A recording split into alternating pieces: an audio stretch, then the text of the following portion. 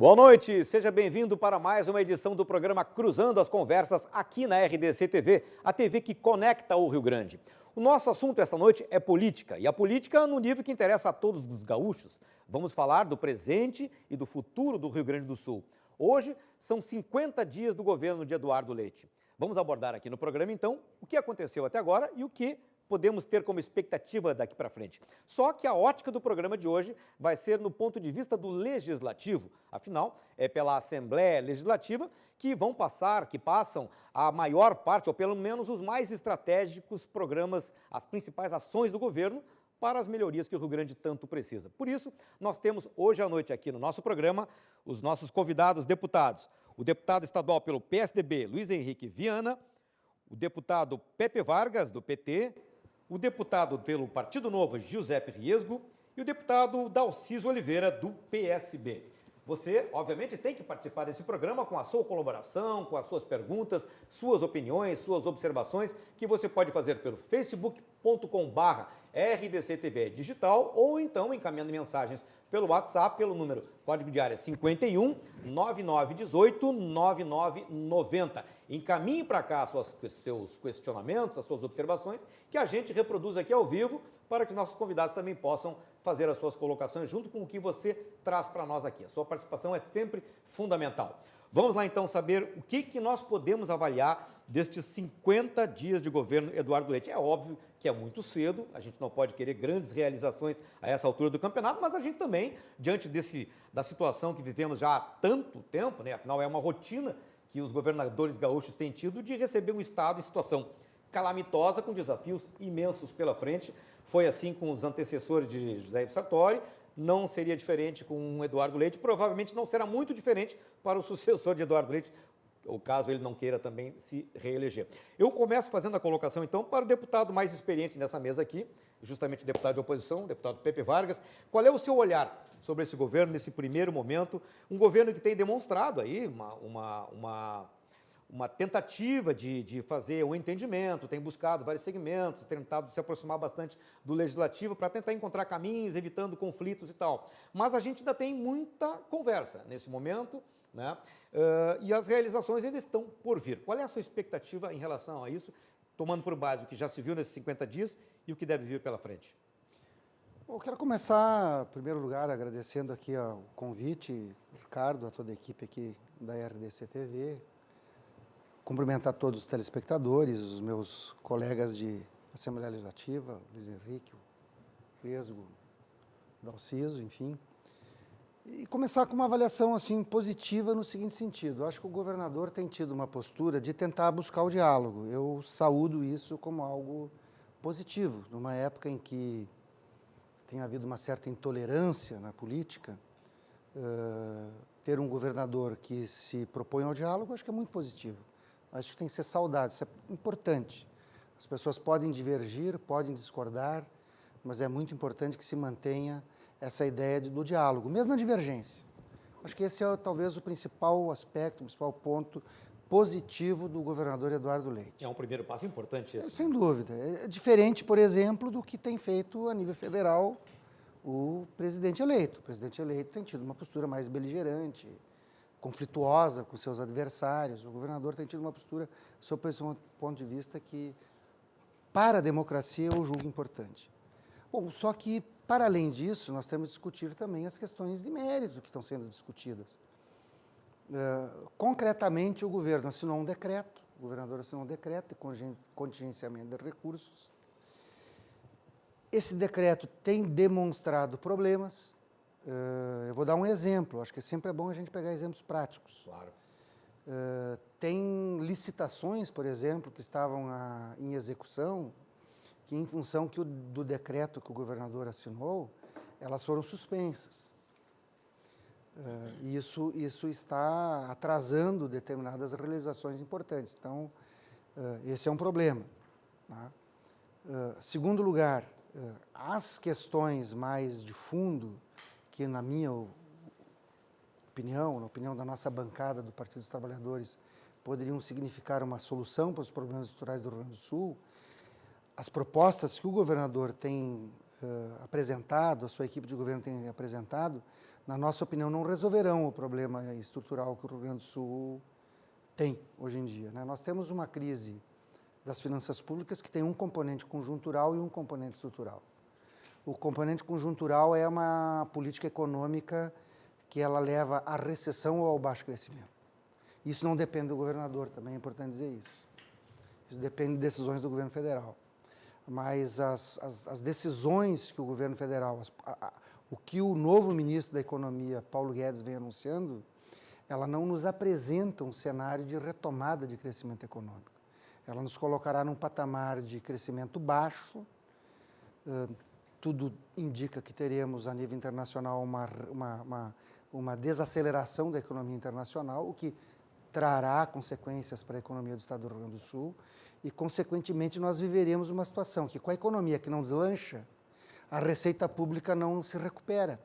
Porque se a economia não deslancha, a arrecadação, seja da União, seja dos estados, seja dos municípios, ela não terá uma recuperação. Então, nós temos um Estado em situação fiscal que tem um cenário econômico que não nos apresenta uma possibilidade de recuperação de receitas pelo componente conjuntural em função de que a política econômica não gerará crescimento econômico. Eu lamento isso, não digo isso com prazer, muito antes pelo contrário, eu lamento muito isso. Então, talvez o governador poderia exercer a sua liderança e discutir com todos os partidos e todas as forças vivas do nosso Estado, discutir, olha, precisamos de uma nova política econômica, mas ele até o presente momento tem secundado a política econômica que o senhor Paulo Guedes propõe. Então, esse é um problema sério, né? Segundo lugar, as questões que estão na governabilidade do governador que ele apresenta, elas não são novas. O Rio Grande do Sul, aquilo que o governador propõe, nos anos 90 já se tentou privatizar, cortar gastos de uma política, de políticas públicas que já estão no osso. Tu não está cortando gordura, tu está cortando no osso. Então, tu não investir em política social, tu não ter capacidade de investimento, isso não recupera a economia do Estado. Então, nos parece que, por exemplo, o Banrisul teve um lucro de 1 bilhão. Vai ter que distribuir dividendos para os seus acionistas. Se fosse há 10 anos atrás, o Estado do Rio Grande do Sul receberia praticamente 90%, 99% do que seria distribuído de lucros do Banrisul. Hoje vai receber 50%, porque governos anteriores já venderam ações e o Banrisul já não terá os mesmos resultados. Então, são políticas que já foram tentadas e não deram certo. Eu acho que, infelizmente, não dará certo. Eu vou, então... Digo com tristeza, viu, Ricardo? Não, acho que todos nós aqui estamos preocupados, sem dúvida nenhuma, como gaúchos que somos, queremos ver esse Estado realmente sair dessa situação e, naturalmente, os olhares têm que ser voltados para o futuro, mas a gente tem que, obviamente, lidar com esses problemas do presente que vêm do passado e que não são nada fáceis de resolver. Por isso, eu encaminho a palavra agora, então, para o deputado Luiz Henrique, que é do partido do governador, pedindo o olhar sobre essa situação que nós temos agora. É claro, como a gente colocou no início, não se pode querer, né, milagres no início da partida, né, mas a gente tem que ter sinalizações mais claras, né, no sentido de dar, inclusive, esperança aí para o Estado, né? E que sinalizações o senhor acha que nós já vamos poder ter a partir desses 50 dias de governo? Em primeiro lugar, boa noite a todos, prazer estar aqui contigo, né? Os colegas também aí, Giuseppe, o Dalciso e o Pepe, e toda a nossa Zona Sul aí, e todo o Estado, e sabe-se lá onde, né? Hoje no mundo todo, né? Esse programa pela internet ele é assistido no mundo todo. Os gaúchos pelo mundo, especialmente, são aí muitos. com uma grande esperança. Estão preocupados quanto que estão aqui. Claro, não resta dúvida. E eu vejo assim, não adianta nós ficarmos falando sobre o passado. Na verdade, todos nós conhecemos muito bem aí o passado que temos no nosso Rio Grande do Sul, os últimos governos todos, grandes dificuldades pelas quais tantos passaram, e ações que não se efetivaram em soluções para os problemas que nós temos. Se formos caminhar um pouco aí para trás, o último governo que esteve no azul, né, foi um governo do PSDB, e isso já é um sinal, eu diria. Cruzes. Governadora Ieda, né? começou o governo com muitas dificuldades, entregou o governo, né, com possibilidade de continuar crescendo sem dívida. Uma política nova, como essa proposta pelo governador Eduardo Leite, em que busca, e falava bem o deputado Pepe, né, com diálogo, então, enfim, buscar aos outros para convergir, e acho que isso é muito importante, né, chega dessa política de divergência, chega dessa política de que nós vimos o próprio resultado das eleições, demonstrou que nós mesmos, né? E nós que eu digo é que nós, o povo gaúcho, nós, o povo brasileiro, não aguenta mais essa política de que diverge, briga e não consegue chegar a resultado nenhum. E essa capacidade de convergir, essa capacidade de se relacionar pelo que une e não pelo que separa, como o próprio governador fala, é que faz com que se tenha uma esperança de novos rumos para a política que se tem.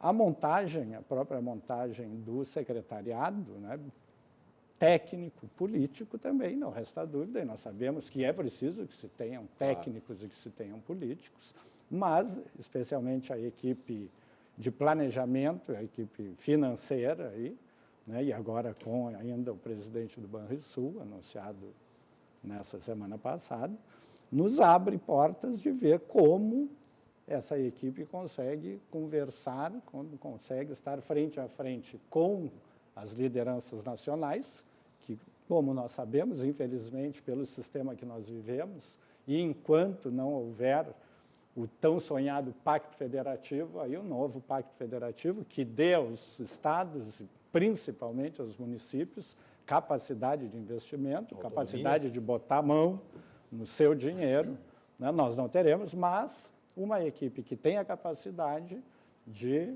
dividir, de conversar, de se relacionar com a equipe que tem o poder, efetivamente, já é um sinal de que nós podemos muito. 50 dias, é verdade, é pouco, né? É muito, depende sob que olhar nós vamos analisar. No meu entendimento, 50 dias, esses primeiros 50 dias, faz com que nós tenhamos essa inicial tranquilidade de que todos devemos trabalhar e que as ações que o governador começa aí a formalizar em cima de um programa, em cima de um projeto que foi apresentado à população durante a campanha, é capaz de nos dar aí uma nova fase no estado do Rio Grande do Sul, apesar de todas as dificuldades, da falta de dinheiro, mas com trabalho, com uma capacidade de relacionamento que pode se buscar aí meios de voltar investimentos, apostar na iniciativa privada. Não resta dúvida de que, aos poucos, nós chegaremos onde o projeto lá, que teve início, meio e um fim ao ser alcançado, com certeza chegará. Deputado Giuseppe Resgo, do Partido Novo, um partido que é novo, né, é uma das boas novidades na nossa política aqui, nacional e regional, um partido que se coloca numa posição de neutralidade.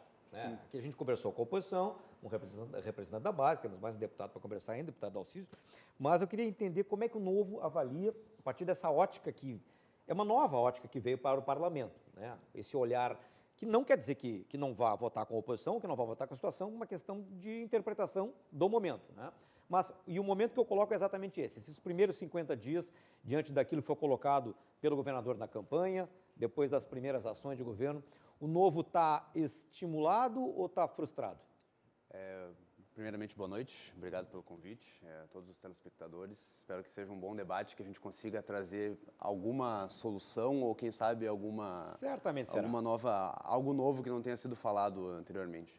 A posição do Novo é bem clara. Nós temos posições claras que já foram estabelecidas durante a campanha, nós temos posições que são do nosso programa, nós deixamos claríssimo isso, nós não temos essa tendência de evitar assuntos polêmicos, a gente fala o que pensa, o que a gente acredita e quais são as nossas soluções para o nosso país e para o nosso estado. Então, a questão é que o Novo, ele normalmente não tem nada a fazer que não seja deixar muito claras as posições e acaba que não tem como entrar no governo por conta disso, nem ser oposição do governo por conta disso, porque nós temos posições claras. Exemplos claríssimos são, se o governador Eduardo Leite viesse buscar o nosso apoio para manter o aumento do ICMS em 18%, ele nunca teria, porque o Novo nunca vota a favor de aumento de impostos ou a favor de manutenção de impostos altos. É impossível, não tem como. Então, a gente nunca votaria junto com o governador nesse aspecto. Agora, quando o governador vem buscar o nosso apoio para privatizações, nós vamos apoiar, porque o Novo é a favor de privatizações. Então, o Novo não se coloca como neutro, o Novo se coloca como independente. Não importa se o governador quer ou não quer passar determinada lei, nós vamos votar de acordo com as nossas convicções e de acordo com o que as pessoas esperam que a gente faça, porque a população votou no Novo querendo algo diferente e nós vamos oferecer algo diferente para ela.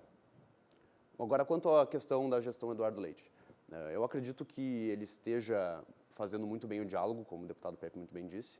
É importante, é relevante, ele vai até os sindicatos para conversar, ele vai até o parlamento para conversar, ele foi até a Assembleia explicar os motivos de querer passar a PEC que remove a necessidade de plebiscito para privatizações de algumas empresas estatais. Então, ele tem feito isso me parece algo bom e algo positivo. Eu acho que ele foi bem corajoso em já trazer novamente a PEC das privatizações. Acho que foi corajoso nesse aspecto, mas, na minha opinião, eu acredito que ele foi um pouco tímido ao falar no parlamento, foi um pouco tímido ao defender as privatizações, que é algo que é necessário, algo que deve acontecer. Já começo discordando aqui do deputado Pepe Vargas, que falou que é algo dos anos 90. Foi pouco feito nos anos 90, deveria ser muito mais feito, nós deveríamos ter vendido todas as empresas estatais. E eu acho que o governador ele foi um pouco tímido nesse aspecto, talvez para não criar atritos já logo de início. Mas, de maneira geral, eu sou um otimista, eu coloco fé, eu acredito que, apesar de eu não ter feito campanha para ele, o meu candidato era o Matheus Bandeira, eu acredito que ele vai fazer um bom governo, espero que faça um bom governo, porque é o que nós precisamos. Eu espero que ele consiga trabalhar nessa linha de ajuste fiscal, de corte de gastos, de conseguir sanear as contas públicas, que a gente sabe muito bem que os problemas são gravíssimos. Então, eu tenho boas expectativas para esse governo, espero que ele faça toda essa questão fiscal, que é o mais importante do nosso Estado.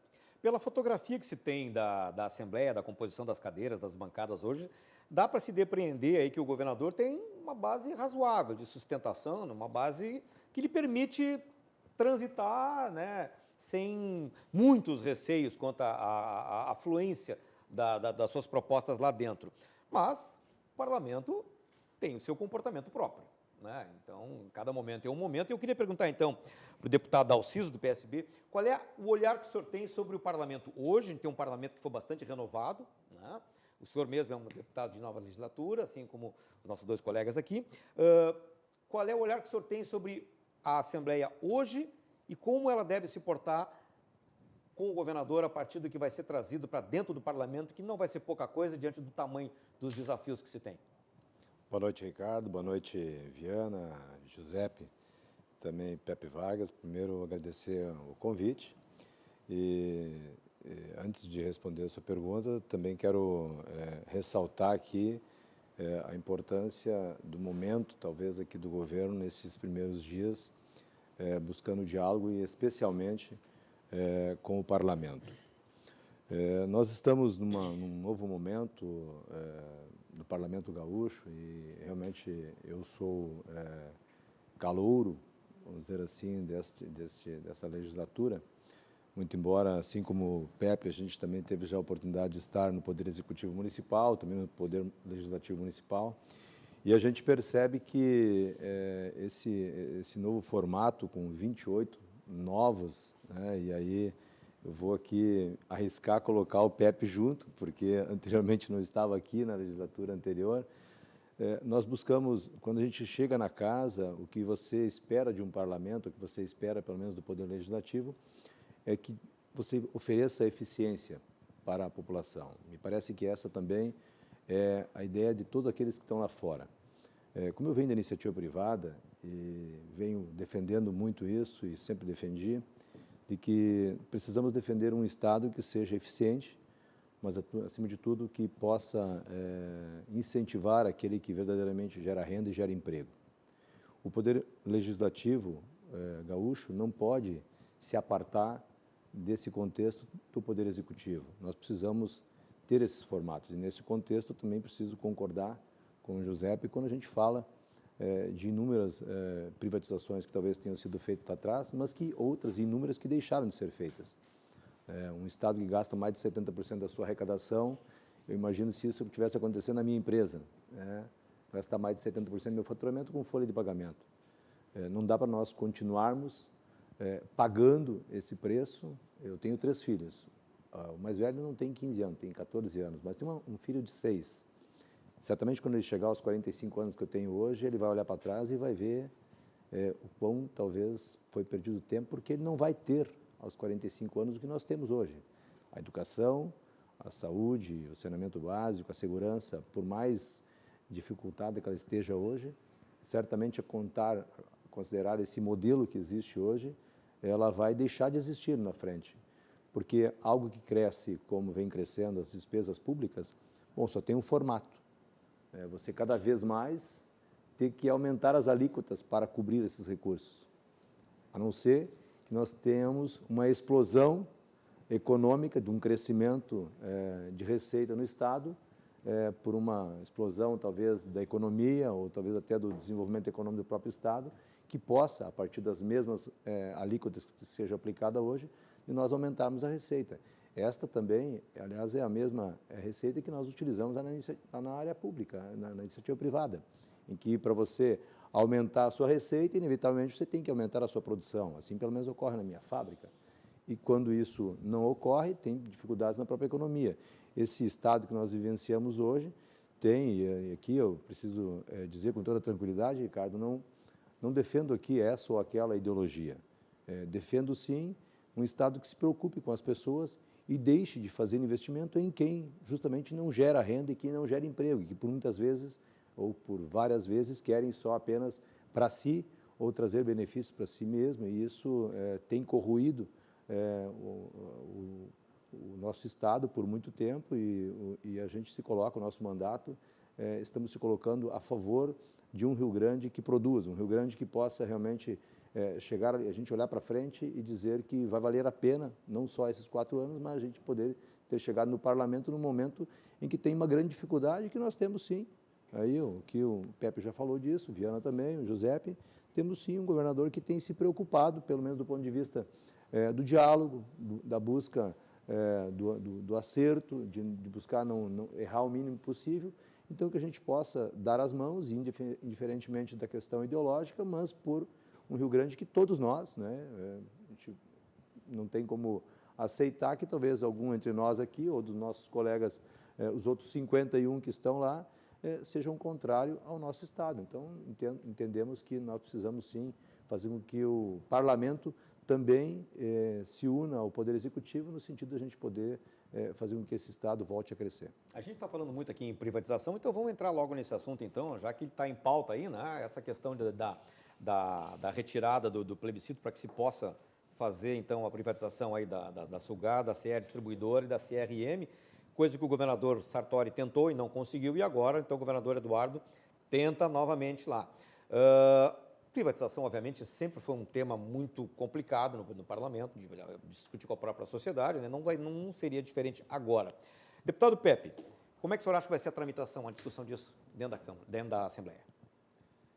Primeiro, eu acho que é importante dizer o seguinte, eu acho que não é bom para a democracia quando alguém na campanha eleitoral diz uma coisa e depois que chega no governo faz diferente. Eu, inclusive, costumo dizer o seguinte, é compreensível que alguém diga assim, eu vou, um coro para prefeito, para governador, para vou fazer 500 mil casas. Aí fez 250. Aí a oposição vai dizer, mas tu disse que ia fazer 500, só fez 250. Aí o cara vai dizer, não, mas teve uma crise econômica, eu não consegui, coisa e tal. Isso é uma coisa, as pessoas até compreendem. Agora, quando o sujeito diz assim, eu não farei isso, e depois vai lá e faz isso é ruim. Por que eu digo isso? O governador, na campanha, isso tem declarações dele na mídia, disse o seguinte, eu vou, no primeiro ano, vou colocar os salários em dia, e nos primeiros 6 meses, eu encaminharei uma proposta para fazer um plebiscito para decidir se o povo quer ou não quer privatizar as empresas. Ele disse isso. Isso está documentado. Aí agora ele não quer mais mandar a proposta de fazer o plebiscito, ele quer tirar da Constituição a exigência do plebiscito. Eu acho que isso é ruim. É ruim para ele, é ruim para o governador Eduardo Leite, em primeiro lugar. E é ruim para a democracia, em segundo lugar. Porque eu já... porque vinha aquela discussão, não, político diz uma coisa na campanha, depois faz outra. Então vai reforçar o discurso que político na campanha diz uma coisa, depois faz outra. E segundo, é ruim para ele, é ruim para o governo dele. Então é o seguinte, faz o plebiscito. Então se ele disse que nos primeiros 6 meses ele encaminharia um projeto para fazer o plebiscito, então encaminhe o projeto para autorizar o plebiscito, vamos fazer o plebiscito, vamos discutir, vamos analisar. Ponto 1 que eu quero dizer. Segundo lugar, privatizar ou não privatizar? O governador Brito privatizou telefonia, privatizou, entre outras coisas, energia elétrica. Se vocês forem ver no PROCON do Estado do Rio Grande do Sul, qual é que é a principal reclamação dos consumidores é telefonia. Vamos combinar que a telefonia privatizada hoje é um absurdo. Paga-se caro, paga-se por serviços que não são prestados, é muito mais caro em qualquer outro país do mundo. As agências reguladoras não cumprem o seu papel. Esse é um debate que nós temos que fazer. Então, peraí. Porque a privatização é o melhor dos mundos. Não é bem assim. Vamos discutir o modelo de privatizações que foi estabelecido aqui e o resultado dele. Eu pergunto, qualquer cidadão que está nos ouvindo hoje, ele tem N queixas em relação à telefonia que foi privatizada. Vamos lá para a energia elétrica. Mas deixa eu só lhe fazer um adendo aqui, então. Mas eu acho que a gente também não pode deixar de considerar... Não, claro, mas eu vou te deixar só fazer, eu acho que não posso deixar de dizer isso, não. Mas a gente tinha também, antes da privatização, esperava 4, 5 anos para ter uma linha telefônica. Mas era outra época, Ricardo. Veja bem, Olha, a telefonia... Fiquem à vontade, por favor. A telefonia... Não. A telefonia foi privatizada... Quando a telefonia foi privatizada, recém estava começando a entrar a telefonia celular. Um telefone celular era 5 copos desses aqui empilhados um no outro. Não funcionava uma bateria, não tinha funcionamento. Então, era aqueles telefones fixos, até... É outro momento. Por outro lado, Ricardo, é importante que se fale aqui. Por outro lado, é importante que se fale aqui. Quando a gente abriu... Mas em 93, quando eu abri a minha empresa... Para não falar da telefonia, vamos para a RGE. Não, mas vamos lá, então. Em 93, quando eu abri minha empresa, nós fizemos uma solicitação pela antiga CRT, na época, para comprar um telefone fixo, na época. Era um escândalo. Até ontem eu estou esperando. Quando buscaram... Bom, mas enfim, mas esse é o modelo. Aí, desse mesmo contexto... e aí, aqui a gente pode dialogar aqui com aqueles que estão nos ouvindo. Uma coisa é você não ter reclamação. Não, o senhor falou, agora o senhor, né? Tem um ponto que não está sendo outra colocado coisa, aqui, que é a concorrência. Olha aqui, ó. Existe pouca concorrência se você no mercado. tem 1 milhão de consumidores para um determinado produto, você vai ter um número de reclamação. Se você tem 1 bilhão ou 10 milhões, você vai ter outro número, isso percentualmente vai ser assim. Esse contexto só aumentou essas reclamações, por óbvio, aumentou de forma que talvez lá atrás, em 95, especialmente ali quando começou, 96, começou a casa da telefonia que o Pepe falou aqui, Mas nem existia uma explosão celular, né? demográfica. Nem existia. O meu telefone que eu tenho, o telefone celular que eu tenho, de número que eu tenho até hoje, eu Quando comprei em privatizaram, nem existia. 1995, mesmo no telefone celular. Isso na minha cidade, eu venho da cidade de Igrejinha, próximo a Gramado, pé ali, sortearam naquele dia 32 telefones, num ginásio, Pepe. Ok. E eu estava lá, ganhei esse telefone aqui. 32. Esse aí? Esse aqui. Mas quando privatizaram, não existia celular. Agora isso só evoluiu, Era porque inexistente. houve a privatização. Pelotas tem um exemplo prático, Não, isso que demonstra... Não foi a privatização, foi o avanço tecnológico. A análise está bem errada. Eu tenho que discordar do senhor, porque a análise está bem errada. Pelotas tem a primeira Não foi a privatização, telefone foi o avanço tecnológico. Se fosse público, seria a mesma coisa até hoje. Não sei, Não não teria sei. investimento, não teria evolução Não sei, tecnológica. não é É só possível a gente ver, naquela época, um telefone era um bem que tu se declarava no imposto de renda, que era um bem absurdo de cara, era uma coisa bizarra. Não, e a gente era acionista. Hoje em dia, Existia tu um compra... comércio absurdo, centralizador. A pergunta que se faz... Meu imposto de renda está até hoje, o também. telefone que 95 era assim. A pergunta que se faz nesse ponto é bem clara. Existem 2 perguntas que se faz. Vocês Mas estão... vamos para a energia elétrica, vamos sair do Só telefone. fazer as 2 perguntas. Vamos entrar assim, vamos esgotar o assunto telefonia, vamos para a energia Eu elétrica. quero Vamos o lá. exemplo de Duas Pelotas. perguntas. Porque na telefonia houve um avanço tecnológico que não existia na época. Só deixa eu fazer as duas perguntas. Naquela Pergunta época- número 1, vocês estão satisfeitos com os aparelhos celulares que vocês têm? Eu estou bem satisfeito com o meu, eu acho ele muito bom, eu comprei e gostei bastante. Agora, Eu não tô contente com o serviço, é um caro, mer- ineficiente. Aí que essa é a segunda caro e pergunta. ineficiente. Vocês gostam das operadoras que fornecem o Não. serviço? E aí, qual que é a explicação? O mercado de celulares, ele é livre, ele tem concorrência, o mundo todo concorre e o mercado de operadoras não tem grande concorrência. Nós temos 4 grandes empresas, Vivo, Oi, Claro e TIM, porque tem muita regulação e tem pouca concorrência. Pode privatizar, tem que privatizar, mas tem que abrir o mercado. Se não abrir o mercado, não vai ter concorrência e o preço vai ser ruim. Vou dar um exemplo da própria telefonia. bem- Primeiro, devo discordar que eu participei da campanha do Eduardo desde o início da programação da campanha. Não vi ele dizer nunca que não faria Não, o plebiscito. documentado, Luiz Henrique, pelo Bom, amor de Deus. Gostaria Eu até quero de ver ver isso, para inclusive, apresentar isso, para eu ele e perguntar para ele por não me quê. lembro Porque eu participei de Correio do tudo, não vi. Povo. E Pelotas, só vou dizer, Esfera Pelotas Pública, tá tudo tinha documentado. a Companhia Telefônica Melhoramento e Resistência, que tem esse nome, ela acabou sendo vendida, tinha esse nome, porque quando foram estatizadas as companhias telefônicas, Pelotas resistiu e ficou com a companhia privada. Lá por 1970, não sei a data precisamente, pouco antes eu acho, se obrigou a entrar para o sistema Telebrás, mas continuou uma companhia de economia mista. Era o melhor serviço de telefonia do Brasil. Enquanto no resto do Rio Grande do Sul, e a comparação é essa, o telefone da CRT era caríssimo, uma companhia pública, caríssimo, demorado o serviço, 3, 4, 5 meses para se instalar uma linha fixa. Anos. Em Pelotas, em 2 semanas, o telefone estava instalado e funcionava muito bem. Em 99, quando houve a privatização do setor, a CTMR entrou para um grupo que não foi o grupo que privatizou tudo. Na verdade, ficou Telesp, Telesc e CTMR. Privatizar tudo, seria um sonho. Aliás, a CTMR, ainda de economia mista, lançou o telefone celular. Pelotas foi um dos primeiros municípios do Brasil. Então, esse exemplo, quando entrou a companhia, e principalmente depois que a Brasil Telecom, que acabou comprando a Telecentro-Sul, que havia comprado a CTMR, e comprou a CRT, que tinha todo o sistema que vinha do sistema público e todo o serviço que vinha também do sistema público, o serviço piorou ainda mais. Então, o Estado, infelizmente, não tem capacidade para fazer isso. Nesse contexto, Para Ricardo, fazer acho que é qualquer importante, só para dessas concluir, atividades também que para não são corroborar com o colega, atividades ao- José falou algo aqui que é importantíssimo. Não existe programa de liberdade ou produto que dê liberdade de equação de custo sem a concorrência.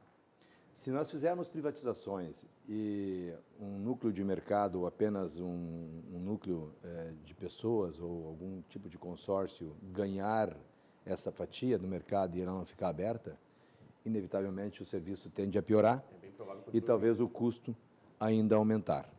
Neste modelo, eu preciso dizer que eu não não sou favorável a esse tipo de mercado, porque, como vem da iniciativa privada, nós também lá temos muitas e muitas empresas fazendo produto muito parecido ou semelhante conosco. E isso gera, obviamente, lá na ponta, onde que verdadeiramente compreende o resultado, que é o consumidor, lá sim ele tem a oportunidade, a possibilidade de escolher se quer comprar o meu produto ou o produto do Ricardo, do Pepe, do Viano, do José. E é isso que nós temos que Essa é a grande buscar. diferença. Uma empresa pública tem cliente, uma empresa privada tem clientes. Uma empresa pública, ela parece que está fazendo um favor para as pessoas. Essa que é a Vamos diferença. tratar disso então em relação, já que a gente já tocou bastante na questão da telefonia, os dados estão aí e tal, vamos falar sobre a questão da energia elétrica, tá? Vamos. Só vou pedir para vocês um tempinho, que agora a gente vai para um breve intervalo, enquanto as ideias se organizam por aqui, enquanto o pessoal arma os seus argumentos, você toma um cafezinho aí, mas um cafezinho rápido, porque a gente já volta. Não saia daí.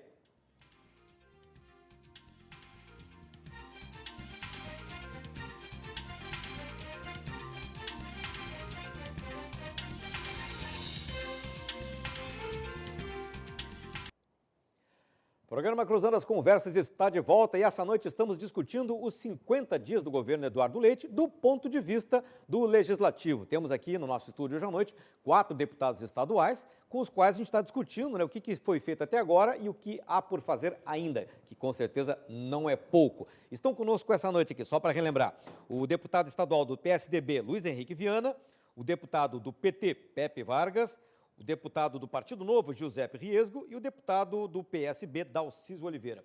Nós falávamos no último bloco aí sobre a questão da privatização, que vai ser uma tônica muito forte nesse governo, já vinha sendo na campanha, né, e obviamente com o que já foi encaminhado aí, está se preparando para encaminhar para a Assembleia, a privatização vai ser realmente um dos assuntos mais constantes deste governo.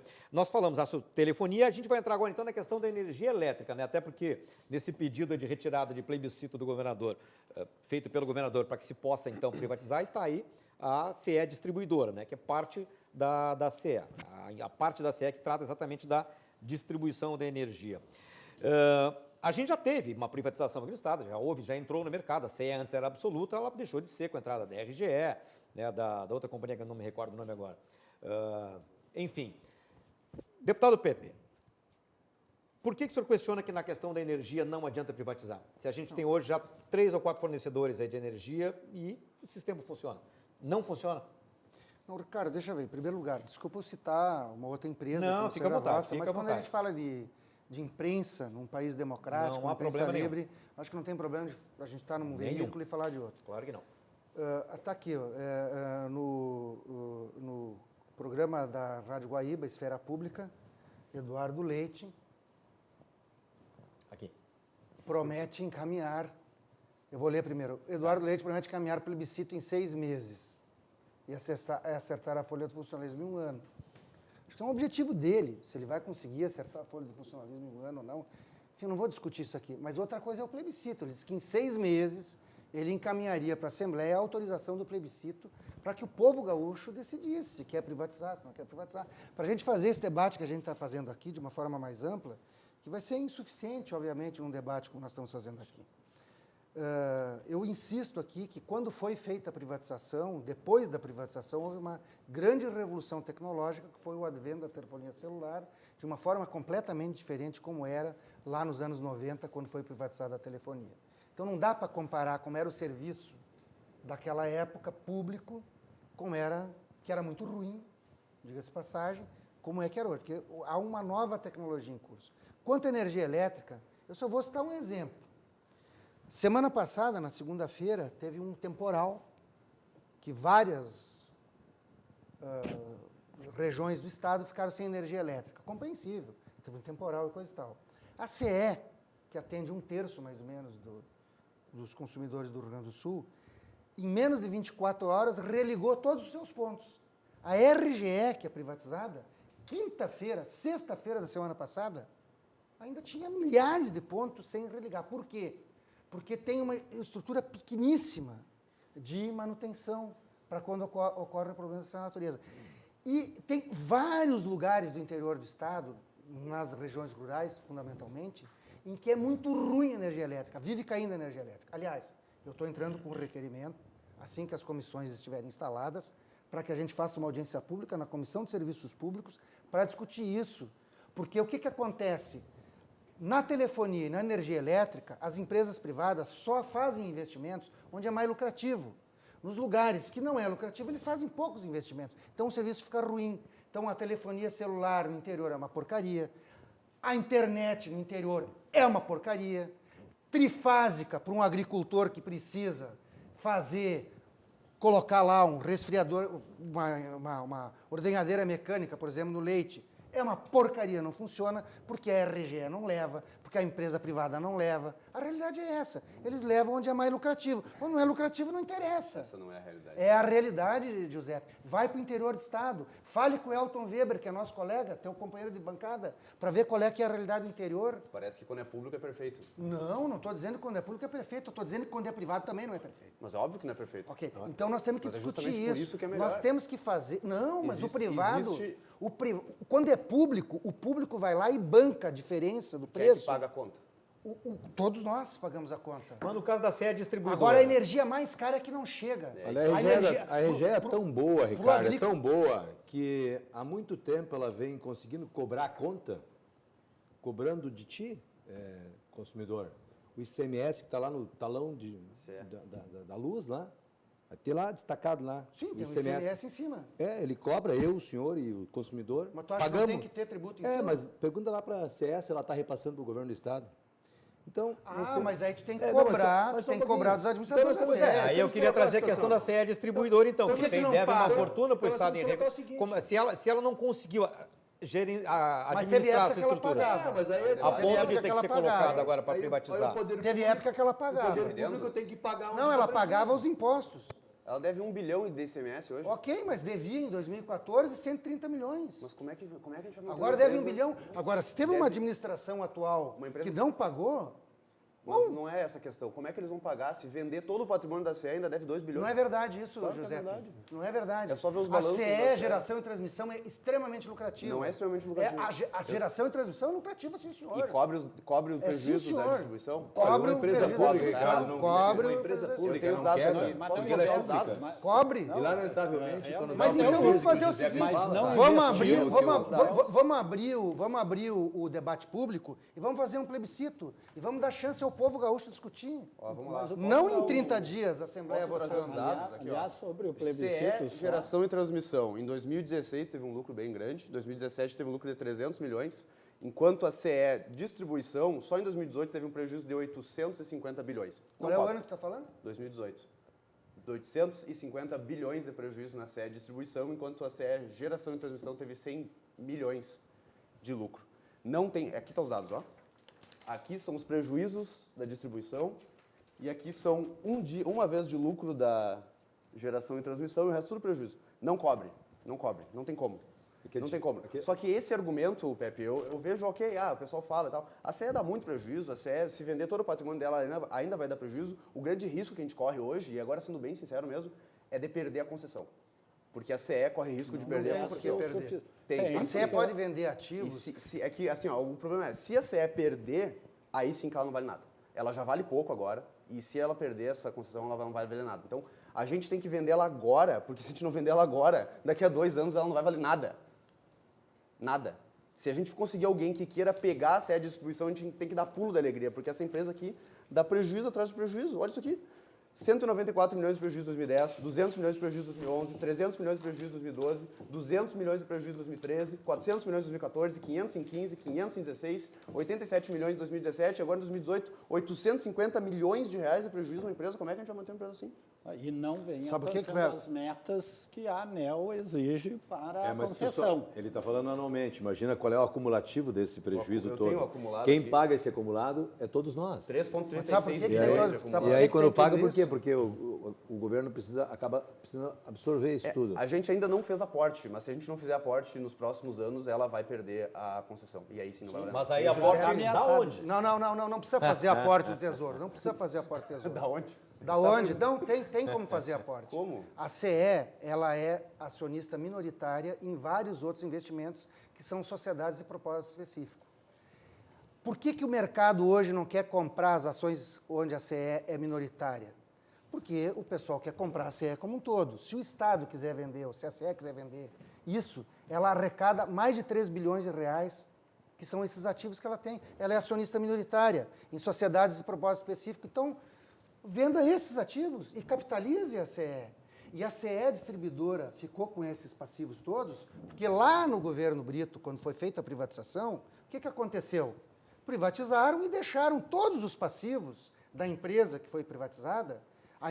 Quem comprou a empresa que foi privatizada não comprou os seus passivos, ficou com a carteira limpa. E todos os passivos são transferidos para a parte que restou para o Estado. Então, privatizaram 2/3 da receita, mantiveram 1/3 da receita com o Estado e todo o passivo ficou com 1/3 da receita. Foi um péssimo negócio para o Então Estado. tu é a favor de privatizar Péssimo toda ela negócio. também? Não, eu sou a favor de que a gente possa, em primeiro lugar, aportar recursos à CE através da venda de ações onde ela é participante minoritária em sociedades de propósito específico. Então a gente que tem ela que se desfazer desse patrimônio da CE? pode perfeitamente, ela é acionista minoritária E em tem outras mercado empresas. para absorver essa negociação? Tem mercado. Eu discordo Desde que o veementemente Estado, disso. desde que Não o é- Estado diga o seguinte, não é suficiente. não venderei a CE, porque se ele vai vender a CE, vai pegar 2,5 bi, 3 bi Se a com gente CE. vender a CE e ganhar 2 bi, a gente tem que dar pulo de alegria, porque a Não. CE está com prejuízo de 2 bilhões. Não, Giuseppe, é pior. Tu Não vai é vender pior. por 2 bi quando ela tem, só nessas sociedades de propósito específico, onde ela é minoritária, ela tem uns 3 bi.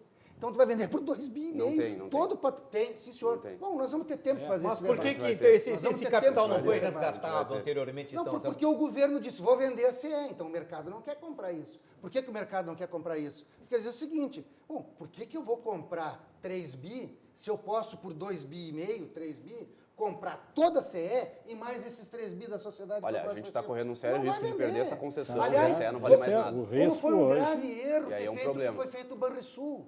O governo Sartori vendeu ações do Banrisul que tiveram valorizações de 30%. Foi um erro grave o que Deveria foi ter feito. vendido todo o Banrisul. Não devia ter vendido todo o Banrisul, porque quando vendeu o Banrisul todo, tu deixa de ter a receita do Banrisul. Por que tu vai vender o Banrisul se é lucrativo?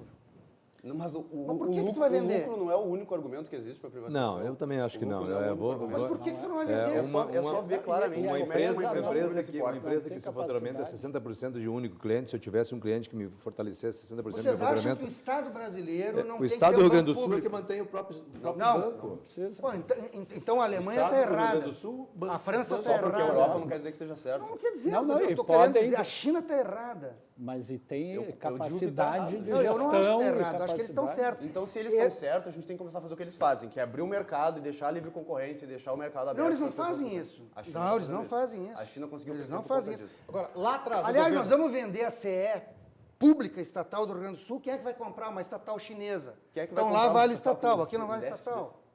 Nós temos que ter serviços que prestem serviço ao povo. E, ao mesmo tempo, ter receita para o Estado. Tu vai vender o Banrisul deu 1 bilhão de lucro. Deu 1 bilhão de lucro. Se o Sartori e a Ieda Cruz não tivessem vendido as ações do Banrisul, todos os dividendos que serão distribuídos aos acionistas viriam para o Estado. Não seria 1 bilhão? Alguma coisa tu tem que reinvestir. Digamos que fosse metade do lucro. 500 milhões de reais viriam aos cofres do Estado do Rio Grande do Sul. Aí como vendeu não vai ser mais 500, então vai ser 250. Estou falando números aleatórios, obviamente. Se tu vender agora, tu vai perder 250. Então, quando resolver o problema da crise fiscal, tu agrava o problema da crise fiscal. Aliás, o Rio Grande do Sul vendeu, cortou. E qual é? E criou. Não, criou o quê? O que ele criou? Olha uma O pequeníssima que ele criou? incoerência que nós temos. O secretário da Educação Vamos foi lá lá, na minha vamos cidade lá, Pepe. segunda-feira Incoerência para que nós resolver o temos. problema de uma Ieda, reforma de depois uma de escola. toda Ele a disse o venda, de seguinte, toda a perda. mas eu não tenho engenheiro para fazer a fiscalização de uma obra. Onde que ele cortou? Ele cortou nisso. Vamos lá. As coisas são Olha necessárias. só, pergunta. É consenso a questão da privatização? Não. Não é consenso, né? Então, o que nós devemos fazer, como vocês querem, plebiscito para ouvir a Plebiscito. população. Quando o governador quer criar uma empresa estatal, como é que ele faz? Ele faz plebiscito? Ele manda para a Assembleia Legislativa. Então não precisa ter plebiscito Não, para criar. poderia fazer plebiscito, não sou contra. Faça um Então plebiscito deveria pra ter criar plebiscito também. para criar a Não tem problema estatal, porque só tem para vender Olha, claramente não uma tem agenda problema. política. Mas aí, só para ficar ainda na questão do Claramente Banrisul, incoerente, aqui que o claramente deputado colocou. uma questão feita só para não privatizar, porque é uma agenda ideológica do Mas partido. qual é o que tá problema de votando consultar o povo? O povo é tão Mas burro o que já foi elegeu o resultado, governador. já foi Vão dizer que o resultado. povo é burro porque Mas nos fazem- elegeu. mas- Elegeu o governador. por que que a gente Deixa o elege, povo então? decidir, Olha, pelo amor de mas Deus. fazem 4 meses que nós somos A eleitos. democracia Nós passamos representativa. agora por uma eleição, fazem 4 meses.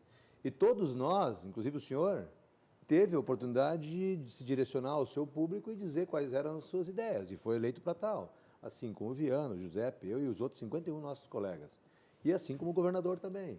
Fazem 4 meses. Se essa população, ou essa parte da população, concedeu a nós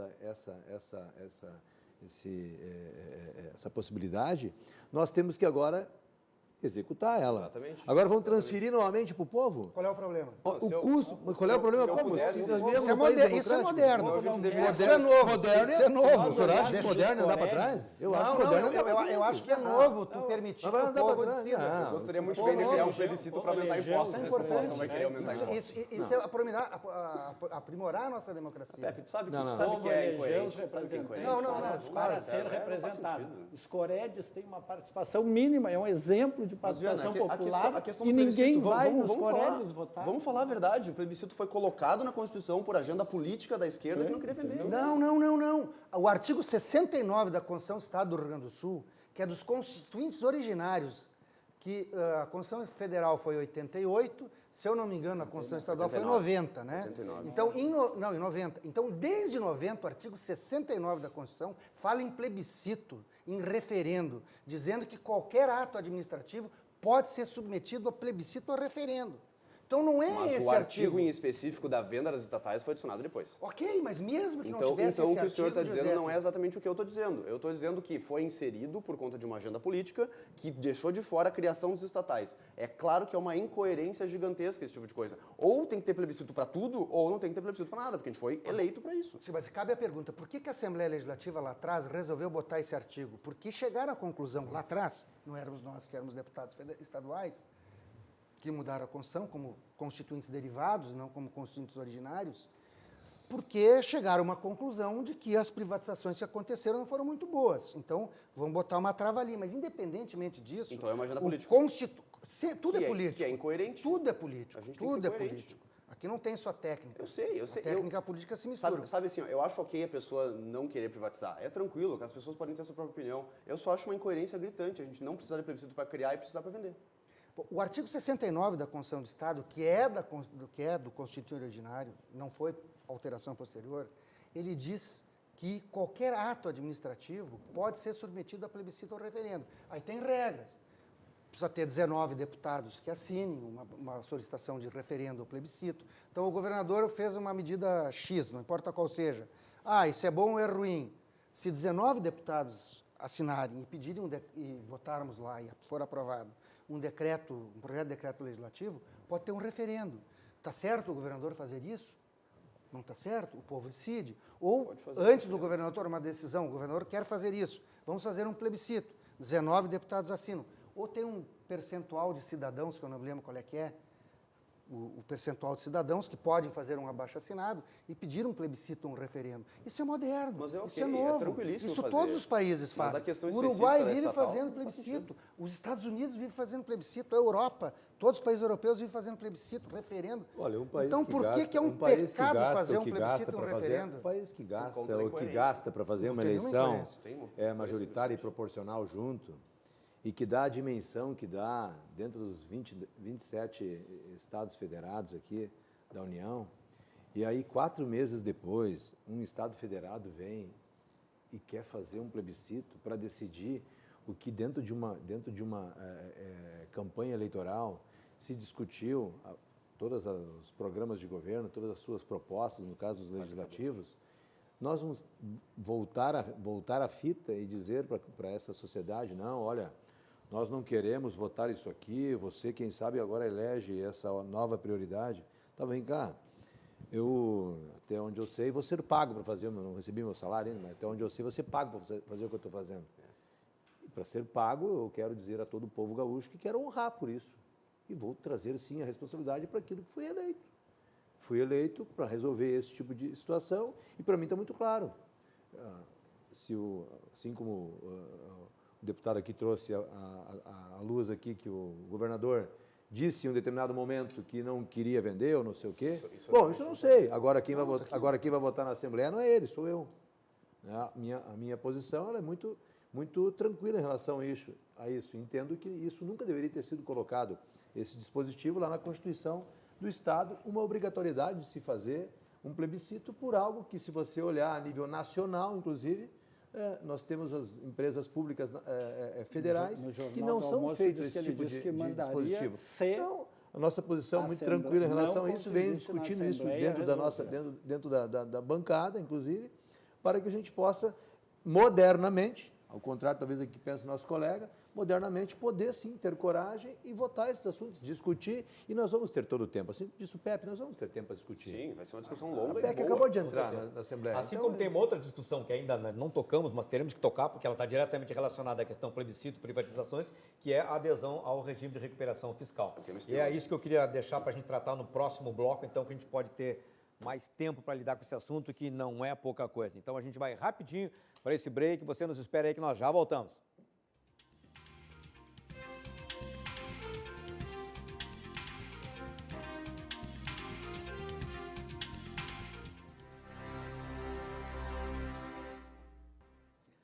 Estamos de volta com o Cruzando as Conversas e estamos hoje à noite aqui com 4 deputados estaduais da base e da oposição discutindo os rumos do governo Eduardo Leite, que hoje completa aí 50 dias. Nós tratávamos agora há pouco da sempre polêmica questão da privatização, da necessidade de plebiscito ou não para isso e, como deixamos encaminhado no último bloco, isso nos remete à discussão desse assunto crucial para a reorganização do Estado, para a recomposição, para a retomada do crescimento, que é o regime de recuperação fiscal, que, pelas regras colocadas aí pelo Banco Central, pelo governo central, impõe também a questão das privatizações e nos traz também de volta a discussão do Banrisul, que por mais que se diga que o Banrisul pode fazer parte, pode não fazer parte disso, vai acabar se voltando novamente a essa questão. E eu queria colocar para os senhores, então, o seguinte, o regime de recuperação fiscal, dos parâmetros que nós temos hoje, com as possibilidades de negociação que o Estado tem, o Estado atado como está a uma série de circunstâncias, senhores acreditam que esse regime vai ser, de fato, concretizado? O regime de recuperação fiscal, na minha visão, ele não resolve o problema, ele adia. Se a gente não utilizar o tempo do regime de recuperação fiscal para não cortar a despesa, cortar gasto e começar a fazer um enxugamento no nosso Estado, não vai adiantar de nada. Não vai adiantar de nada. Porque o próprio governador Eduardo Leite tem dito que ele não quer utilizar os recursos, né, que ficariam no Estado em função do regime de recuperação fiscal para sustentar a máquina, que seria assim para estimular o crescimento, enfim, tal. Mas o problema é como estimular o crescimento com todo o contencioso que está aí pendurado. Então, isso que eu queria saber, a partir do momento que nós conseguimos, então, aderimos ao regime de recuperação fiscal, ganhamos aí um fôlego, aí se fala em que a gente 11, 12, 13 bilhões de reais deixariam de sair, que poderiam ser investidos no Estado. É possível canalizar, de fato, esse dinheiro para estimular investimento, para melhorar a estrutura do Estado, tendo tudo que nós temos para resolver que ficou para trás aí de estrutura funcionalista, com a máquina que precisa ser reorganizada, recomposta, modernizada? Também é importante também a gente falar de algumas contextualizações que buscam esse tema, Ricardo. Mas, e aí eu quero fazer aqui um pequeno puxado em relação, por exemplo, a algo que está se falando muito, especialmente lá na casa, que é, por exemplo, a dívida da União, ou pelo menos a discussão da dívida da União, através da Lei Candir para com os estados. Baita briga. O governador, inclusive, vai estar em Brasília amanhã discutindo isso. O que acontece? Baita briga. Tem brigas, ou tem decisões, ou tem posições do Tribunal de Contas da União, que na verdade não fala exatamente sobre a executabilidade, porque nós temos uma decisão do STF que mandou o Tribunal de Contas fazer o cálculo, né? Quanto é? Aí o Tribunal de Contas foi lá e emitiu um parecer, mas não sobre esse assunto, emitiu um parecer dizendo que a Lei Candir tem que deixar de existir. Esse foi o contexto, então não falou dali para trás.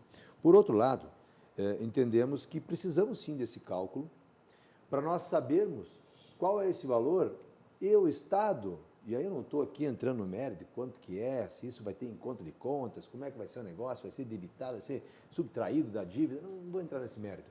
Agora, é importante que o Estado, seja nesse governo ou num governo que vem ali na frente, em 2022 ou em 2026, tenha um título executivo, para que a partir do momento que tiver o título executivo, e nós termos sim aí em alguma decisão, porque nós estamos aí com 8 bilhões deixaram de ser pago no governo anterior a título dos parcelamentos que o Estado acabou não pagando, né, a dívida nos últimos tempos, tem 8 bilhões. Nós tendo esse título administrativo e a hora que nós tivermos esse título executivo e chegar para nós ter que pagar esse valor que até então não está sendo pago, não foi pago pelo governo anterior e seguramente não será pago também pelo governo Eduardo, nós, só um pouquinho, nós temos um título executivo, como é que vamos fazer isso? Então, isso é uma premissa que precisa ser colocada na mesa quando a gente fala de fazer qualquer ajuste pertinente aqui dos ajustes fiscais. Agora, pela linha Paulo Guedes, vai ser difícil apresentar essa fatura, né?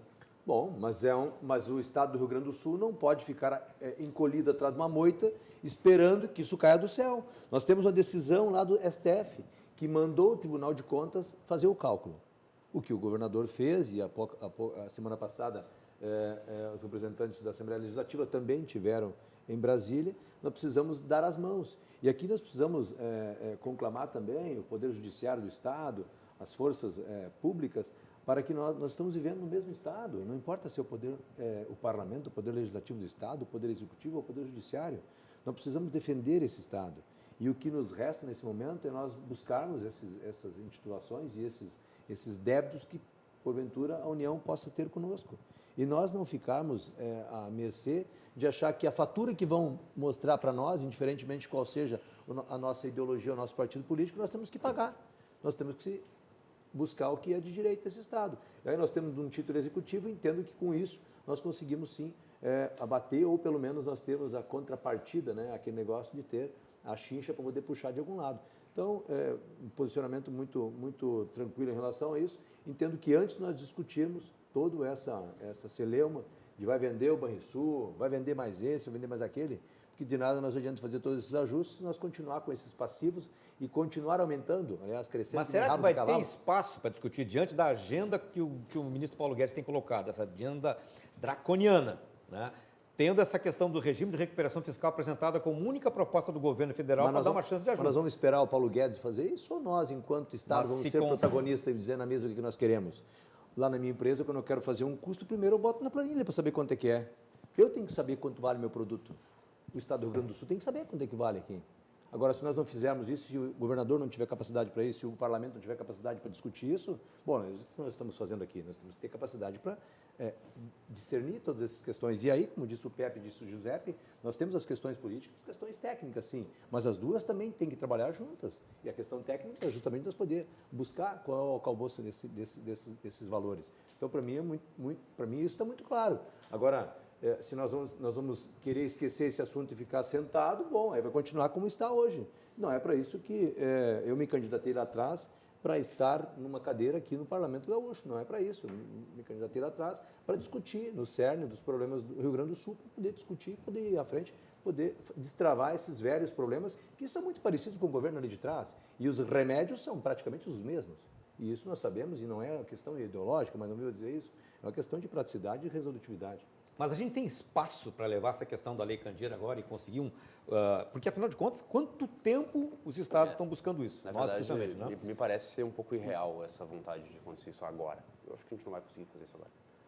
Me parece que é uma solução boa, é uma solução que nós queremos, mas o governo federal ele vai bater o pé de uma maneira que vai ser bem difícil da gente conseguir. Mas vai utilizar isso para a negociação da recuperação. Exatamente foi isso que eu Nesse coloquei. ponto eu sou um pouco pessimista. Querem negociar isso aqui, difícil. mas primeiro vão acertar aqui, né, vão acertar a fatura do regime de recuperação fiscal, senão não trato mais nada. Me permite fazer uma digressão Por histórica favor. aqui, inclusive fazendo referência à região sul do nosso colega deputado Luiz Henrique Viana. O Rio Grande do Sul, em 1893, teve uma revolução, inclusive que as pessoas se degolavam. 1893? 1893, né? Maragatos e Chimangos. Sim. Depois, em 1923, novamente isso se estabeleceu. E a paz foi selada lá na região sul, né, Luiz Henrique? Uns dizem que foi em Bagé, no Palacinho Pedro Osório, outros dizem que foi no Castelo de Pedras Altas, né, no Assis Brasil. Tá lá, né? Mas, enfim, fizeram uma paz, selaram um acordo. Em 1930, o Getúlio Vargas, com o apoio de todos, chegou no governo central e modernizou o Brasil. Pode bom, ok. Pode ter divergência em relação a... Ele modernizou no seguinte, no Brasil agrário, ele estabeleceu as bases da industrialização, criou uma legislação trabalhista moderna. Que é péssima. Não, mas moderna, porque Mas eu não vou ficar te interrompendo. Moderna para a época.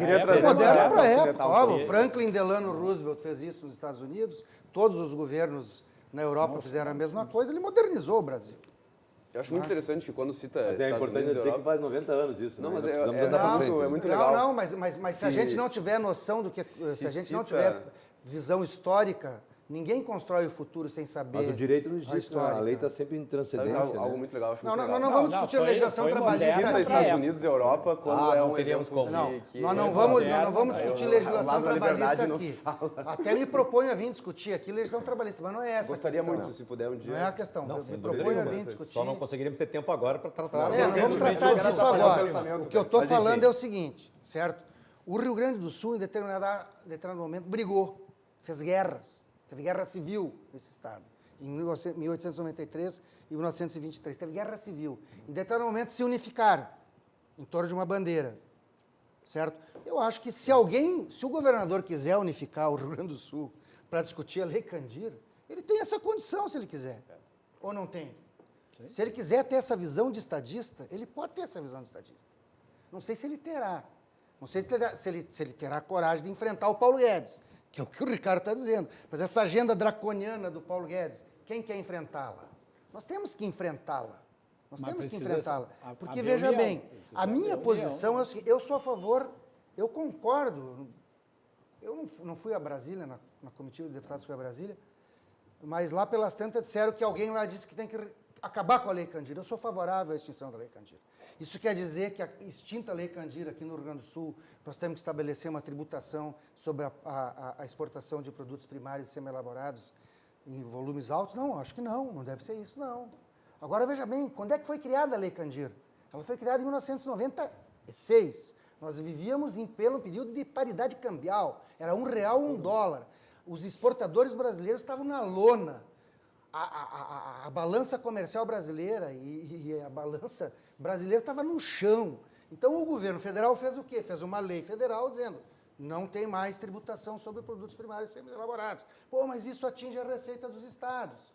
Não, mas nós vamos compensar. E nunca compensou. O Fernando Henrique não compensou, o Lula e a Dilma não compensaram, o Temer não compensou. Enfim, então não vamos aqui discutir se alguém compensou ou deixou de compensar. Objetivamente, não compensou. Só que hoje o dólar é quanto?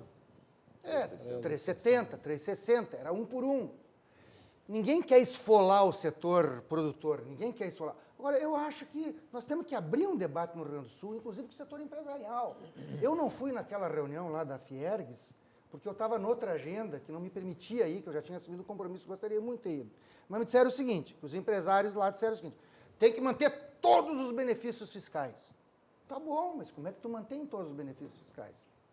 Eu acho que nós precisaríamos discutir, rever determinados benefícios fiscais, jogar isso, por exemplo, para a educação, né? Para nós melhorar a condição da educação, porque se tu não tiver um sistema de educação que funcione, nós não teremos vantagens competitivas lá na frente, como já não temos significa mexer hoje. em programas como o Fundopem, por exemplo, as ações, os programas do É uma discussão, BNDES, Ricardo, BNDES, é uma discussão ultra complexa. O que eu estou dizendo, não vou entrar nos detalhes aqui, mas nós temos que abrir a caixa de Pandora. A caixa preta. Né? Eu não vou nem chamar de caixa preta, abrir a caixa de Pandora sem mistificações, vamos discutir, vamos ver sob o ponto de vista do custo-benefício, o que pode, o que não pode, porque esse Rio Grande do Sul está sendo um moedor de governador.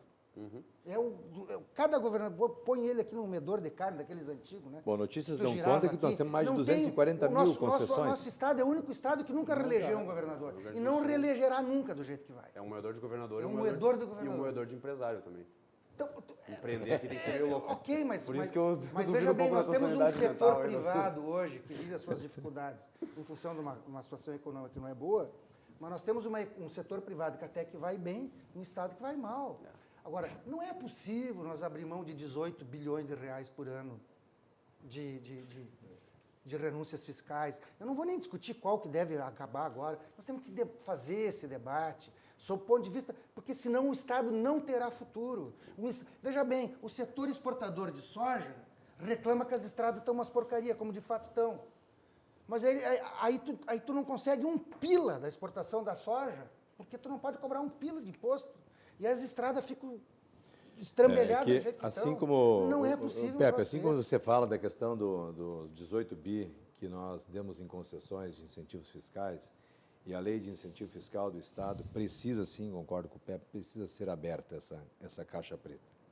Porque um Estado que tem mais de 240 mil concessões, que você, e há poucos dias atrás, aí saiu na imprensa, né, empresários aí que geram 5 empregos num ano, ou geraram 5 empregos, e tiveram uma concessão de 343 milhões de reais. Enquanto o Zé dos Anzóis lá na esquina... E aí eu preciso puxar a brasa do meu assado, eu venho lá do setor coreiro caçadista, onde que estamos sofrendo com as diferenças de tecnologias de ICMS, Ricardo, em que o nosso Estado preconiza 12%, mesmo com o decreto lá de 2004 do ex-governador Germano Rigoto, e depois nós temos ainda um incentivo lá de 8,5% no decreto sobre o incentivo do valor adicionado.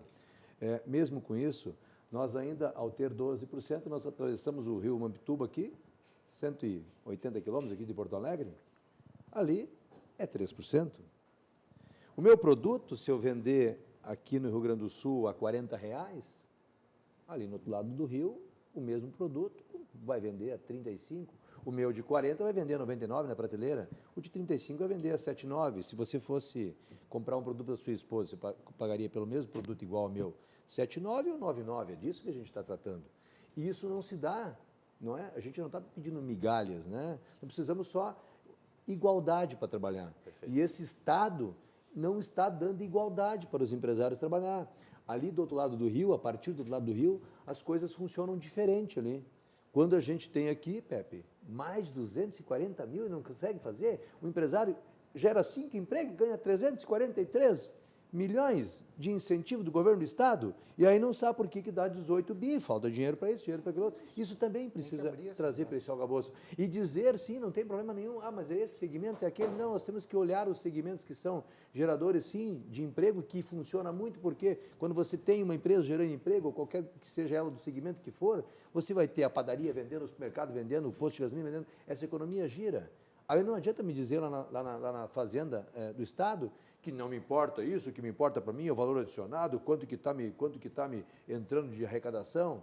Tchê, nós temos que olhar para as pequenas comunidades e pelas pequenas indústrias que formulam esse gigantesco que é. Aliás, aqui o Pepe falou da questão do Getúlio, Giuseppe.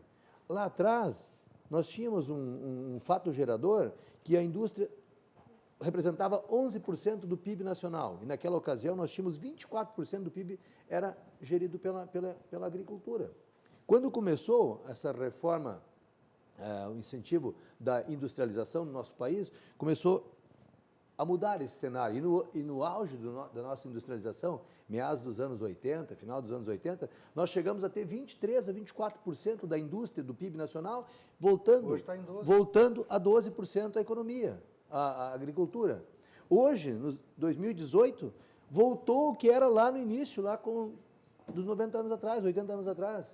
A agricultura, de novo, gerando 23%, 24% do responsável pelo PIB nacional e a indústria, 11%. Me parece que isso é, contrariamente, aliás, hoje ainda saiu a matéria aqui, né, vou pedir licença para o Ricardo aqui, né, que também, do meio de comunicação, nos manda aí seguidamente, da RBS TV, nos condicionando aqui, a notícia que saiu para todos aí, que a Ford vai fechar a empresa aqui no Brasil. E isso vai cada vez... Um país que tem mais de 200 milhões de habitantes não tem commodities para tudo. Não tem como ter 24%, um quarto do PIB ser gerado pela agricultura. A agricultura emprega pouco também, a indústria precisa voltar a fazer tudo que nós temos aqui, o copo, essa água que nós estamos tomando, a caneta que está segurando, o papel que está na tua frente, a câmera que está aqui, você que está nos assistindo, é a indústria que produz. Não existe comércio ou serviço, ou a própria agricultura, sem a própria indústria. Então, nós precisamos industrializar, voltar a fazer com que esse país volte a gerar grande renda a partir da indústria. É isso que nós precisamos organizar lá. 70, 80, até final de 80, a indústria alimentícia em Pelotas era grande fonte de renda e de serviço e de emprego. E com a guerra fiscal acabaram as empresas, principalmente as grandes empresas. A SICA em Pelotas dava mais de 5 mil empregos no ano, fora a safra. Na safra, quase que duplicava isso, e outras grandes empresas que acabaram indo embora de Pelotas por causa da guerra fiscal. E hoje a situação que nós temos, Pepe, desculpa te interromper, mas nós, para usar uma expressão do ex-governador Olívio Dutra, esgualepados como estamos, nós temos... não vou entrar nas questões da nossa natureza forte, a bravia do gaúcho, mas hoje a condição que nós temos fôlego, temos peito, temos massa para brigar por essa questão desses ajustes, fazer esse equilíbrio fiscal, combater essa guerra fiscal hoje. Temos que fazer alianças. Com quem? Com Minas, com Rio de Janeiro, com São Paulo, inclusive, porque todos os estados estão ficando numa situação muito difícil. Minas tem interesse na Lei Candir. Como que a gente faria essas alianças? Bom, dá para fazer o governador, eu acho que nós temos que fazer duas coisas. O governador tem que conversar... Uma espécie de bloco de estados, não, né? Exato. O governador tem que identificar quais os estados que têm problemas semelhantes no que diz respeito à Lei Candir e outras coisas, buscar esses governadores, fazer uma aliança, articular as bancadas. Nós temos que conversar com os nossos pares nas assembleias legislativas, articular os nossos colegas de partidos que estão nos representando na Câmara Federal, os nossos senadores. Esse cenário que o Pepe está fazer falando essa- aqui, Ricardo, é fazer muito essa próximo daquilo que a gente faz dos ambiente blocos dentro favorável, sem dúvida. faz o bloco lá Muito dentro da favorável. Assembleia, faz o bloco dentro do Congresso. É Isso botar também um pode pé fazer no pelo freio próprio Estado. na política draconiana do Paulo Guedes. Vocês não acham que porque- tem como resolver isso internamente? Aqui no Estado?